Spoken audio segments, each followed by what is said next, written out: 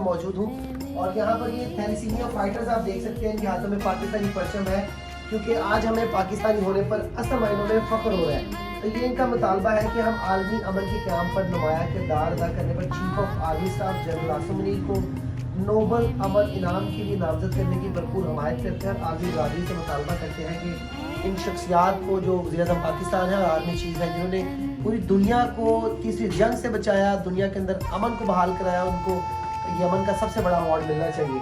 तो ये बच्चे जो है वो अपने अल्फाज के अंदर जो है वो इनकी सफारती कामयाबी को सराह रहे हैं। आज जो सदर फाउंडेशन की बोर्ड है वहाँ पर पाकिस्तानी परचमों की बहार आई है, नाराबाजी की जा रही है, पाकिस्तान जिंदाबाद के नारे लगाए जा रहे हैं, आर्मी चीफ जिंदाबाद के नारे लगाए जा रहे हैं। इस तरह पूरी पाकिस्तानी कौम का इस वक्त सर फखर से बुलंद है। ये बीमारी से लड़ते बच्चे भी आज अपना जज्बा दिखा रहे हैं और ये पूरी आलमी बरादरी को पैगाम दे रहे हैं कि पाकिस्तान जो है अमन का आलम बरदार है और आज इस तरह से पूरी दुनिया को अमन लौटाया है, तीसरी जंग से बचाया है।